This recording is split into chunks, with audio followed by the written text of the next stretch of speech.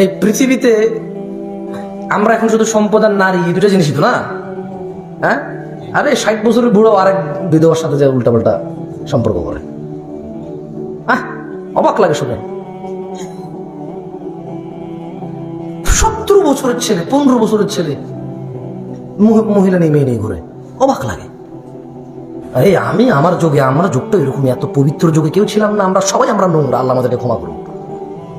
তবে আল্লাহ তাআলার দয়া, তিনি 1450 বছর থেকে আমাদেরকে এই কোরআনুল কারীম এখনো তিনি উঠাই নেন নেই, আলহামদুলিল্লাহ। এখনো এর কারি পাওয়া যায়, আলহামদুলিল্লাহ। এখনো এর শিক্ষক পাওয়া যায়, আলহামদুলিল্লাহ। শুধু কমে গেছে এর ছাত্র, এইটা কিন্তু ধ্বংসের কারণ হয়ে দাঁড়াবে, এইটা ধ্বংসের কারণ হয়ে দাঁড়াবে। আরে ওই বাবা কি পেল যে মরে গেল, তার ছেলে 20 তলা বিল্ডিং করলো? ওই বাবা কি পেল কবরে বসে, যার ছেলে 20 তলা বিল্ডিং করলো?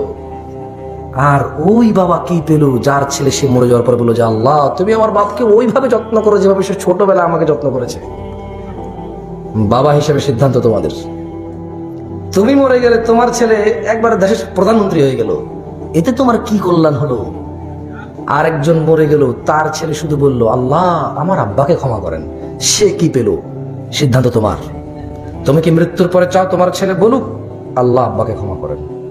হেঁটে যেতে বলবে আল্লাহ আব্বা তো এই রাস্তা দিয়ে হেঁটে মসজিদে যেত, আল্লাহ উনি এই ওনার আঙ্গুল ধরে আমি হাঁটছি, ইয়া আল্লাহ আমি খুব নরম ছিলাম, উনি আমাকে এইভাবে হাতের কবজি ধরে হাঁটাইছে, মসজিদে নিয়ে আসছে। আল্লাহ এই যে আমি তোমাকে চিনি, উনি কষ্ট করে জীবন যৌবন বিসর্জন দিয়ে অর্থ উপার্জন করে আমাকে মাদ্রাসায় পড়াইছে, আমাকে কোরআন শিখাইছে, আমাকে তোমার সাথে পরিচয় করাইছে, আমাকে তোমার হাবিবের সাথে পরিচয় করাইছে। ইয়া আল্লাহ হালালকে হালাল, হারামকে হারাম, হালাল এবং হারাম পার্থক্য করার জন্য যে ফুরকান কোরআনুল কারীমের শিক্ষা আমার বাবা আমাকে দিয়েছে, আল্লাহ তিনি যৌবনকালে বিদেশ চলে গেছে, গ্রাম ছেড়ে শহরে চলে গেছে। দেশে থাকলে তিনি মাসে 4 বার এসে জীবন উপভোগ করেছে ওনার স্ত্রীর সাথে। বিদেশ চলে গেলে বছর 2 বছর 5 বছরে আসছে।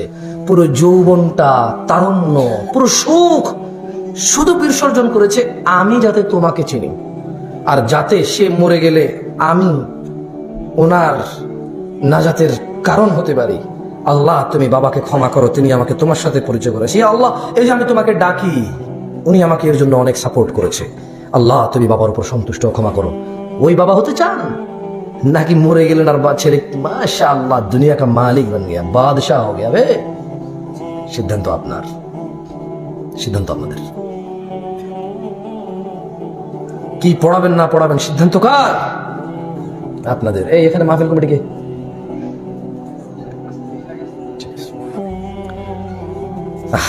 আচ্ছা, দুনিয়াতে আজকে যদি বলা হয় কাউকে বাদশাহী দেওয়া হবে, কার কার লাগবে? এত ভালো মানুষ, আরে পাগল, বাদশাহ কি গুনাহ হয় নাকি? বাদশাহ হয়েছে না, ওমর রাদিয়াল্লাহু তাআলা তো বাদশাহ ছিল। বাদশাহ কি গুনাহের কাজ নাকি? বাদশাহ হয়ে বাদশাহী অন্যায় কাজে লাগানো গুনাহ, বাদশাহ হওয়া তো গুনাহ না। কে কে বাদশাহ হতে চাই? আল্লাহ এরা কথাই বোঝে না। আরে ভাই আমি নিজেই হতে চাই রাজা মহারাজ, অসুবিধা কি? ভালো কাজ করবো, আলহামদুলিল্লাহ। মসজিদ বানাবো, মাদ্রাসা বানাবো, দিন প্রচার করব, নিজের সম্পদ দান সাদাকা করব, মানুষকে অন্যায়ের কাজে রুখে দাঁড়াবো, মানুষকে ন্যায়ের দিকে আহ্বান করব। বাদশাহ হতে চাই কে? আলহামদুলিল্লাহ এতক্ষণ যা করছে, তাও কিছু লোক। আবার বলি বাদশাহ হব, সুদের কারবার বন্ধ করে দেব, মদের লাইসেন্স দেওয়া হবে না, যে মদ খাবে সে জেলে যাবে, তার বাপেও তাকে ছাড়তে পারবে না। বাদশাহ হব, মানুষ মসজিদে যাবে, না গেলে জবাবদিহিতা করতে হবে, আল্লাহকে স্বীকার করে কেন গেল না। যে আল্লাহকে স্বীকার করেনি তার ব্যাপার আলাদা, যে মুসলমান না তার ব্যাপার আলাদা। মুসলমানও বলবে, মুসলমানের মেয়েকেও বিয়ে করবে, মুসলমানের সমাজে থাকবে, আবার আল্লাহর সাথে বিরোধিতা করবে। দেখে নেব বাদশাহ হবো। কে কে বাদশাহ হতে চায়? আলহামদুলিল্লাহ, এইবার বুঝতে পারছি এরা বাদশাহ হওয়া খারাপ কিছু না রে ভাই। সরকার হওয়া কি খারাপ গুনাহের কাজ নাকি? ওখানে ক্ষমতায় গিয়ে উল্টাপাল্টা কাজ করা গুনাহ, ওখানে যাওয়া তো গুনাহের কিছু না, বরঞ্চ অনেক সুযোগ সুবিধা আছে ভালো কিছু করার। তাহলে যদি এখন কাউকে বলা হয় যে দুনিয়াটা দিয়ে দেবে, তার একটা কি আনন্দের কথা নাকি দুঃখের কথা? কত আনন্দের কথা। একটা বাইক পাইয়া স্কুল কলেজ ছুটি হলে মাইয়ারা যখন যাবে তখন, আর বাদশাহ হলে তো কোনো কথা নাই, বলেगा इधर अंगूर रहेगा, इधर 4 लड़की, उधर 6 लड़की, हम ऐसे लेटे रहेंगे, हमको अंगूर खिलाएगा। हम बादशाह है, जो मर्जी करेंगे, जिसकी बीवी मर्जी उठा लाएंगे, जिसकी बहन मर्जी उठा लाएंगे, हम बादशाह है। এরকমই তো না? হ্যাঁ, इधर पूरा टोक नगर बाजार में 200 इंच का टेलीविजन लगाएंगे, अर्जेंटीना ब्राजील का गोल, बादशाह बनेंगे। हाँ, বাদশাহ বানাইবে, এরকমই তো নাকি? আরে তো পোলা মানে কত আফসোস, ওর ঘরে খাট নাই, আরে ফ্রিজ নাই, টেলিভিশন নাই, কত দুঃখ জানেন। গত 2 দিন আগে চিন্তা করতেছিলাম যে আচ্ছা, আল্লাহ যা লিখে রেখেছে, মানুষ কি গরিব হওয়ার কারণে এর চেয়ে কম পায়? এই আপনার কথা বোঝেন? আমি চিন্তা করছি যে আচ্ছা, আল্লাহ সুবহানাহু ওয়া তাআলা যা লিখে রেখেছে, গরিব হওয়ার কারণে কি মানুষ কম পায়? আচ্ছা, আল্লাহ যা লিখে রেখেছে, এ যদি ধনী না হতো তাহলে কি আজকে সে এটা পেত না? হ্যাঁ, আপনার কথা বোঝেন? তখন আমি চিন্তা করলাম একটা দরিদ্র লোকের কথা, যার তকদিরের উপরে বিশ্বাস নাই। আমি চিন্তা করলাম, ও তো কোরআন পড়ে না, হাদিস পড়ে না, বুঝতো তকদির কি জিনিস। তখন আমি বললাম, যদি আমি বাদশাহ হতাম আর আজকে দুপুরের খাবারের টেবিলে থাকতো আলুর ভর্তা আর ডাল, এটা হতো পৃথিবীর সর্বোচ্চ খাবারের মেনু, যেটা পৃথিবীর সব জায়গায় হয় না, সুইজারল্যান্ডে হয়। ওখান থেকে আমি যেহেতু বাদশাহ, আমার জন্য বিমানে করে এসেছে এই আলু, আর পৃথিবীর সবচাইতে উন্নত, দামি, পরিচিত বাবুর্চি এই ভর্তা করেছে। ওখানে একটা পোড়া মরিচ দিয়েছে, যেটা পৃথিবীতে খুবই রেয়ার, একেবারে পাওয়া যায় না, দুর্লভ। যেহেতু আমি বাদশাহ, এটা আমার ঘরে ছিল, আমার ওই আলুর ভর্তাতে এটা ভেঙে দিয়েছে। যদি আমি বাদশাহ হতাম, আমি ওই আলুর ভর্তা আর ডাল দিয়ে ভাত খেতাম, আর পৃথিবীর সবচাইতে উন্নত মানের দামি খাবার আমি খেতাম। যদি আমি বাদশাহ হতাম, আজকে এই যে দুপুর বেলায় টাকার অভাবে আমি খেতে পারিনি, আমি যদি বাদশাহ হতাম, পৃথিবীর সবচাইতে বড় ডাক্তার হাকিম এসে বলতো, রাজা মশাই, রাজা সাহেব, আপনি কিন্তু দুপুরে খাবেন না। দুপুরে না খাওয়া পৃথিবীর রাজা মহারাজাদের ট্রেডিশনে পরিণত হতো। আর আমার হৃদয়ে একটা আনন্দ থাকতো, উফ, আমি দুপুরে খাবো না, কারণ আমি রাজা। যদি আমি বাদশাহ হতাম,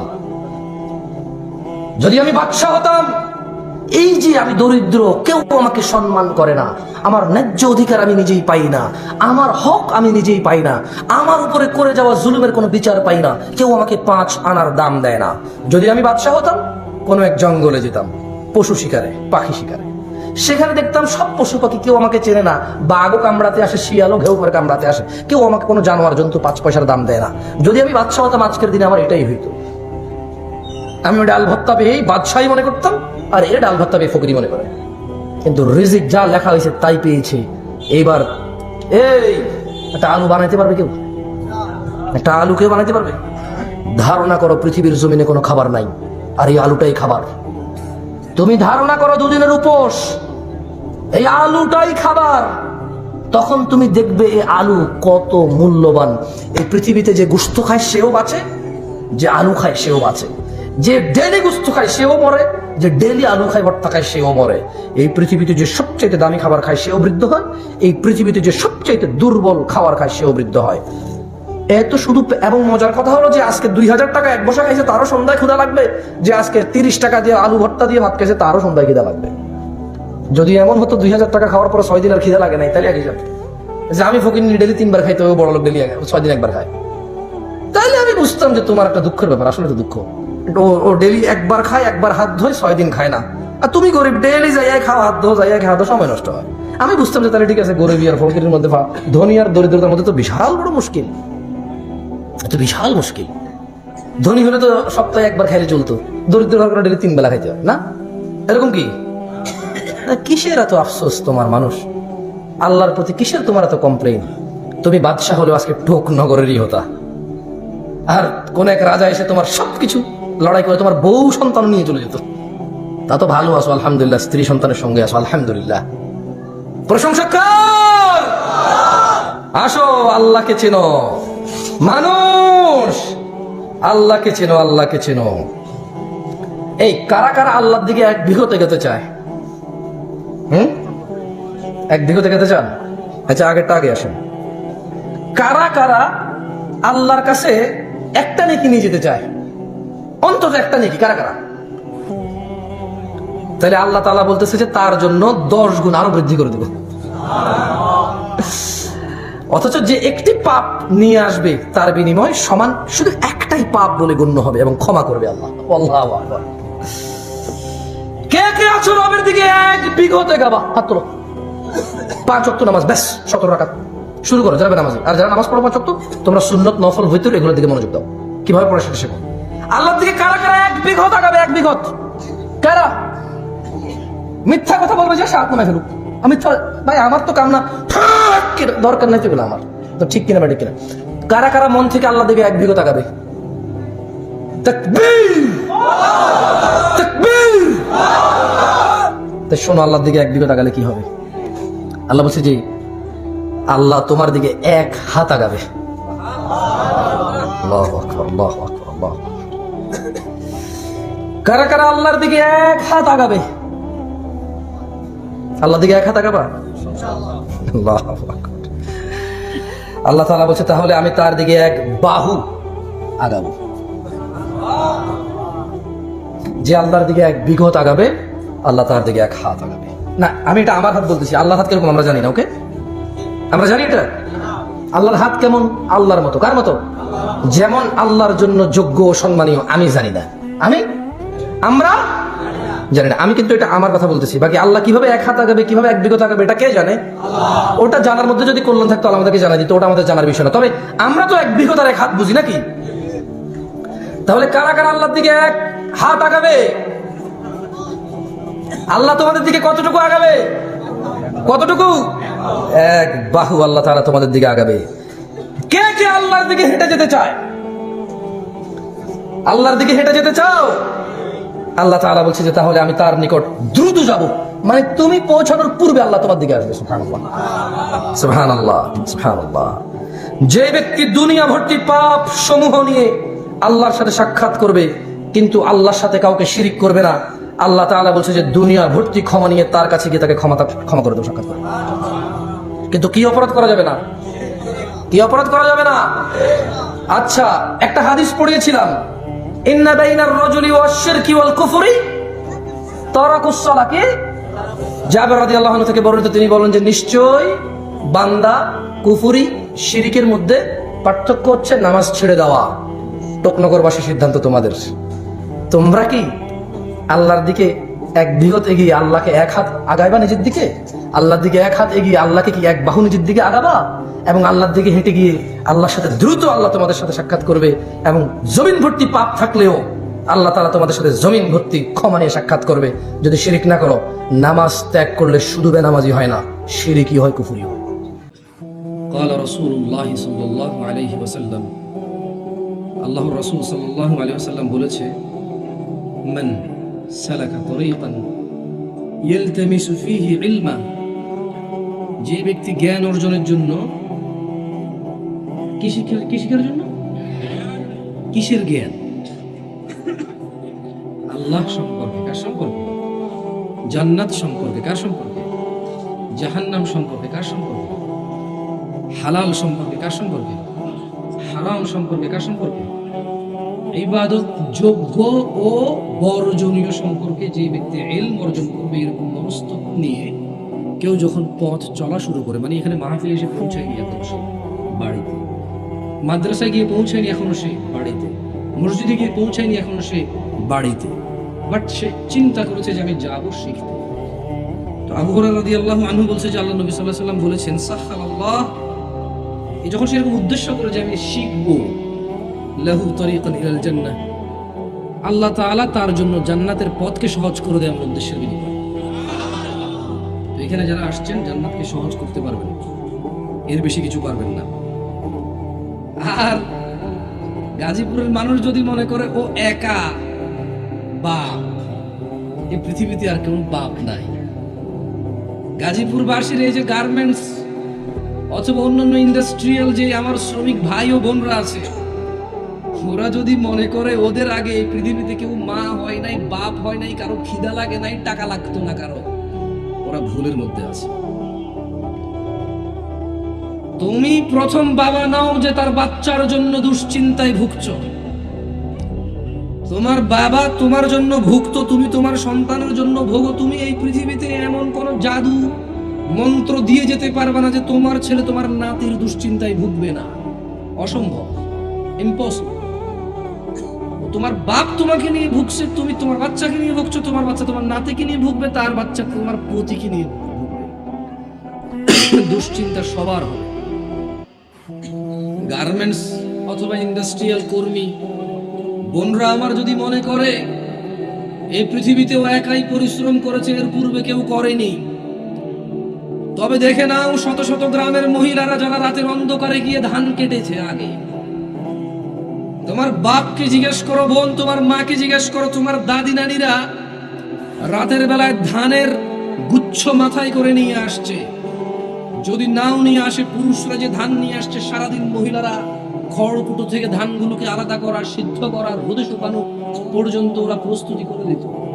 তুমি একা কাপড় সেলাই করো না, তুমি একা কোনো মেডিসিন হাসপাতালের রিসেপশনিস্ট না, তুমি একা কোনো অফিসে জব করো 8 ঘন্টা, এমন না যে আমাদের মা চাচিরা কাজ করে না।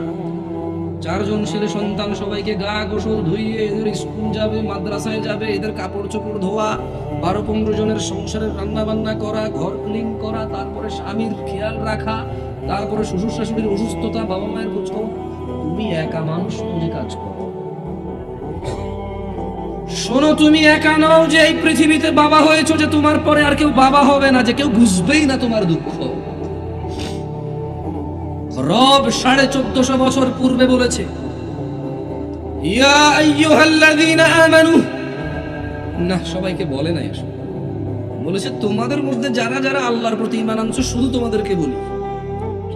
এটা রবের উপদেশ, এটা রবের ওয়ার্নিং, সতর্কতা। বলেছেন লা তুলহিকুম আমওয়ালুকুম ওয়ালা আওলাদুকুম আন যিকরিল্লাহ।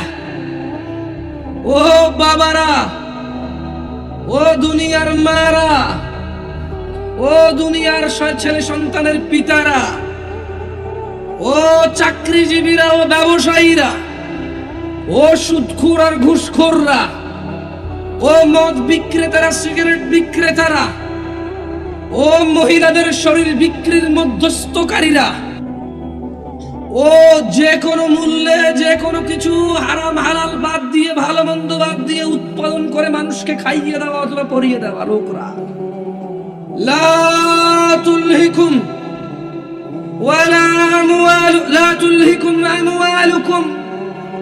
ও এদেশের উপার্জনকারীরা, রব বলছে তোমাদের সম্পদের পিছনে পড়ে, ওয়ালা আওলাদুকুম, সন্তান সন্ততির মোহে পড়ে, আন যিকরিল্লাহ, আল্লাহর জিকির ভুলে যেও না।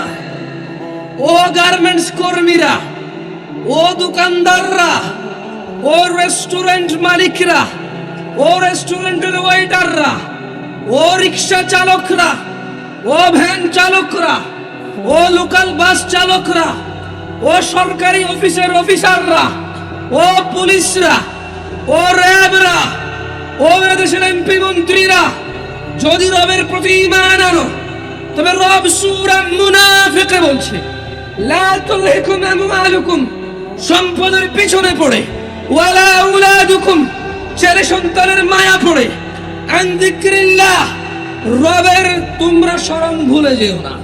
সকালবেলা ডিউটি আছে বলে ফজরে ঘুমিয়ে থেকো না, 8টা বাজে অফিস আছে বলে ফজরে তোমরা ঘুমিয়ে থেকো না, দুপুরবেলা প্রচন্ড কাজের চাপ তাই তোমরা জোহর ভুলিও না।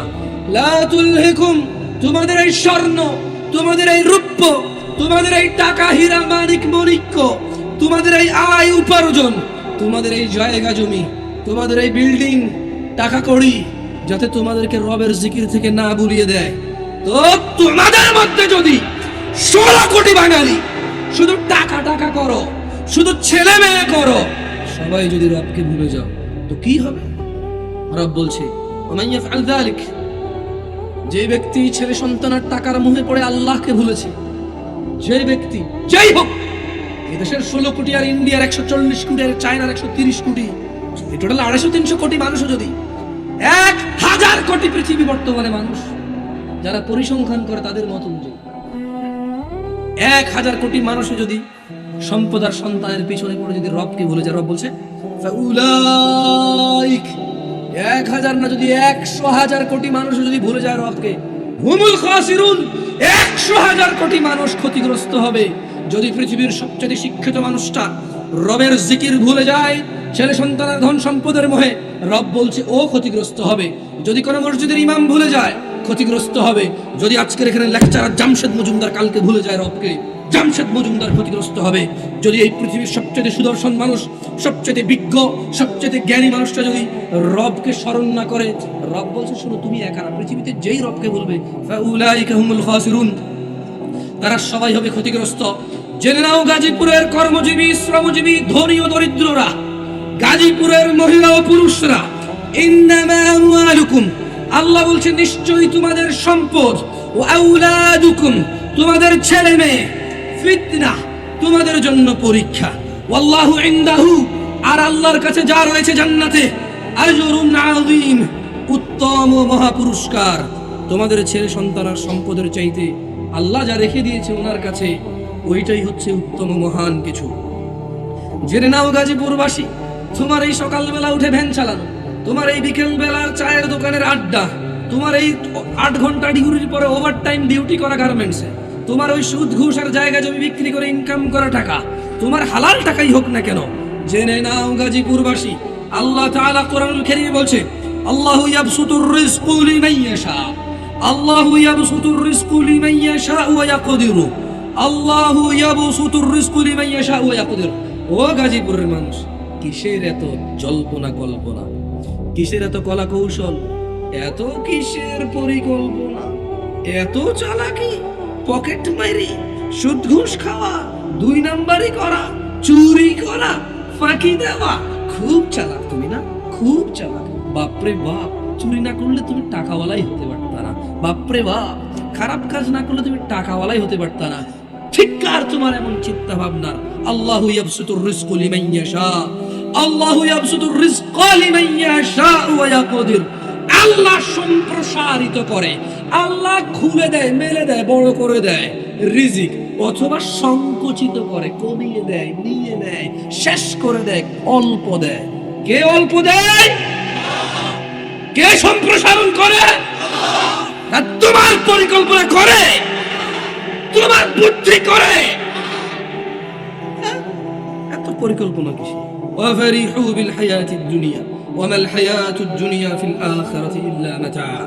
ও মানুষরা, আল্লাহ রিজিক সম্প্রসারিত করেন যার জন্য ইচ্ছা করেন, যার জন্য ইচ্ছা করেন রিজিককে বৃদ্ধি করেন, আর যার জন্য চান তা পরিমাণে পরিমিত সীমিত করে দেন। ওয়াফারিহু বিল হায়াতিদ দুনিয়া, ওয়াফারিহু বিল হায়াতিদ দুনিয়া, এই 16 কোটি বাঙালি, এই 100 কোটি, 140 কোটি ইন্ডিয়ান্স, এই 1000 কোটি পৃথিবীবাসী, যদি এই 1000 কোটি বর্তমান পৃথিবীবাসীকে আল্লাহ বলছে ওয়াফারিহু বিল হায়াতিদ দুনিয়া, মেতে আছে যারা পৃথিবীর জীবনের আনন্দে, ওয়ামাল হায়াতুদ দুনিয়া ফিল আখিরাতি ইল্লা মাতা, এই 1000 কোটি মানুষ যারা মেতে আছে, যারা উচ্ছ্বাসে আছে দুনিয়ার জীবন নিয়ে, আল্লাহ বলছেন অথচ আখিরাতের তুলনায়, অথচ জান্নাতের তুলনায়, অথচ পুলসিরাত পার হওয়ার তুলনায়, হাউজে কাউসারের পানি পান করার তুলনায়, স্বর্ণ খচিত আসনে হেলান দিয়ে আড্ডা দেওয়ার তুলনায়, কলিজা ভুনা পাখি, ছোট ছোট নাবালক বাচ্চা কাচ্চারা কি সুন্দর সুন্দর, ওদের দ্বারা খিদমত পাওয়ার চাইতে হুরুন ঈন, এমন রমণী যা কোনো মানুষের চোখ দেখি উনি কল্পনাও করতে পারে না,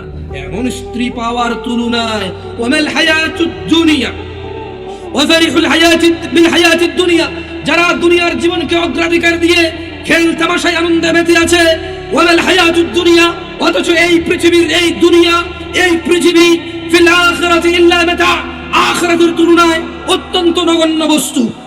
উদাসীনতা আর নয়, বেখেয়ালি আর নয়।